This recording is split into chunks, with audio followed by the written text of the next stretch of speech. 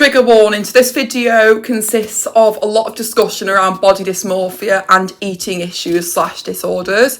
If you can't watch that, or if you get upset by that, then please don't proceed. I'll understand, and I'll see you next time. Let me get something straight. You don't need a diagnosis or even recognition from another person to mean that you have body dysmorphia issues or an eating disorder. If you don't, they are just as valid as if you do, because it's the internal battle that you experience in your head. Hi, my name is Cody, and I believe I have been suffering from body dysmorphia just recently, and I'd like to explain how being autistic can make this a shit ton worse than if you're not autistic. So if you like what you see, then please subscribe to the channel. I would absolutely love to have you on board. So yeah, body dysmorphia is when you hate who you see when you look in the mirror. You can feel your body and you absolutely hate what you're feeling. And because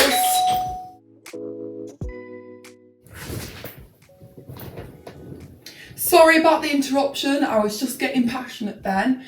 But because you hate who you see when you look in the mirror, you feel like, I've got to change it and I've got to change it now. Just a quick disclaimer, I am not taking away from anyone's experience if you are not autistic. Let me just get this remarkably clear. You can experience an eating disorder and not be autistic. You can experience body dysmorphia and not be autistic.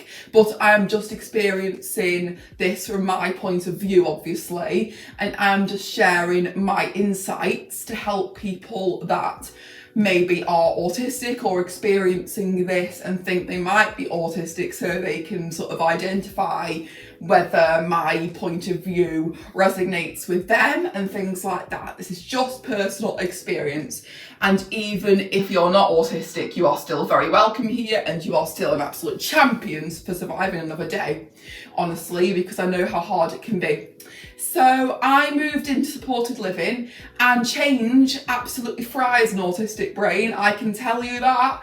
Honestly, change is one of the worst things for an autistic brain, and it is so bloody frustrating when people say, oh, change is in life, you know, you've got to get used to it. Yeah, experience it from an autistic lens and then tell me to get used to it when you feel like your whole world is breaking down.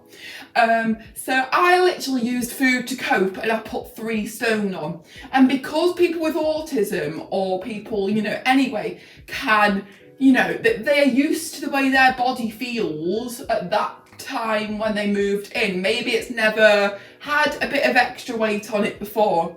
So you're like, I don't like this. I don't like this extra padding here. I need to get rid of it. And I need to get rid of it now by whatever means possible. And because you have this nagging voice in your head saying, I've got to get rid of this now, you will literally do absolutely anything to satisfy it and to make it go away. Like you might calorie restrict, you might, you know, become bulimic, you may do really, really dangerous diets.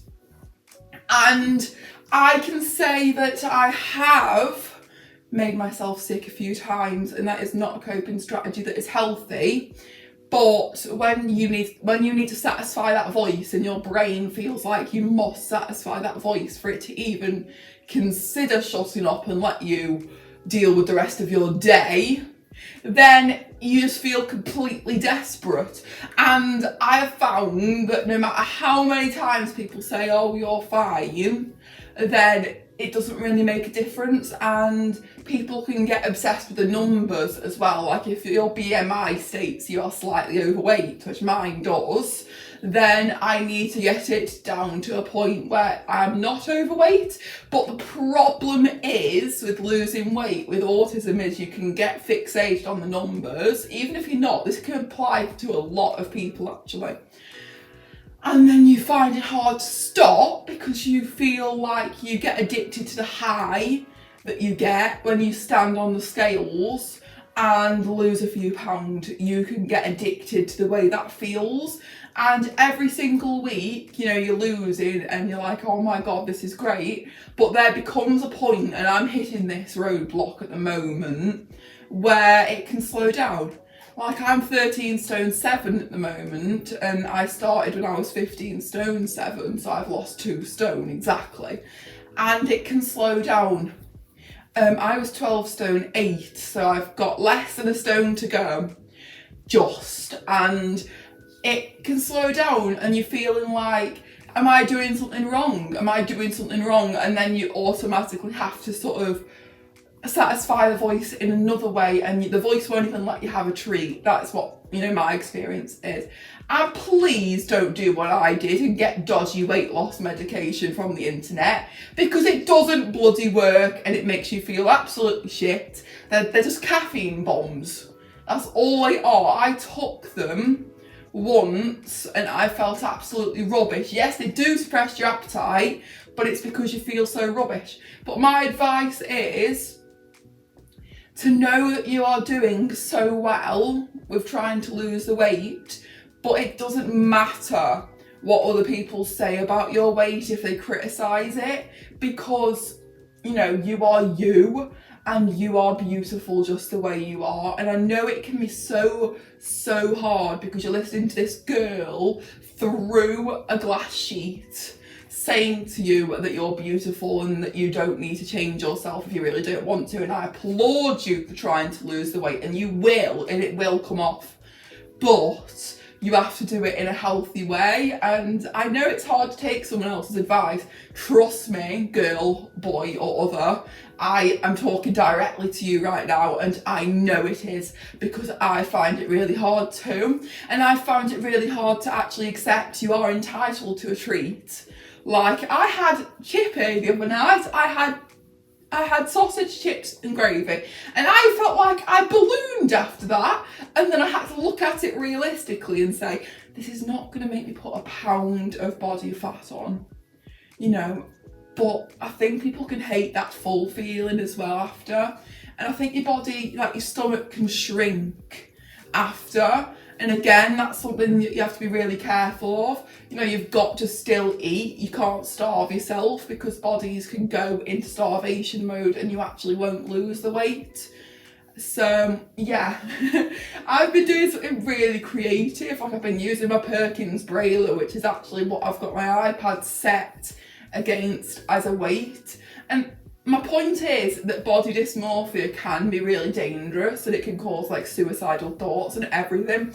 But if it is really concerning you and you need validation from a healthcare professional that you're not overweight, or if you are, then get help for it in a healthy way, like by a dietitian. And I know those guys can be very judgmental, so try and find one that, if you are autistic, has experience in it. Then do that. It does not matter or reflect badly on you if you are overweight. You just use food to cope, and there is something underneath that needs addressing. There definitely is for me. I, you know, missed my mum. I missed my home, and I used food to fill the void, and that is what people do. So please don't judge, and please don't judge yourself too harshly either, because, you know, it doesn't mean that there's not something beautiful inside. But yeah, that's just gone straight out of my and into another, to be honest. Like, it's hard to take someone else's advice. I really appreciate that, because it's hard for me as well. It will stick for a while and then just go. But save this video if you need to watch it again, because I'm very honest and very transparent and I don't lie. So yeah, thank you so much for watching, and go and look after yourself and just be you, you know, make a difference to this world and be you. Bye.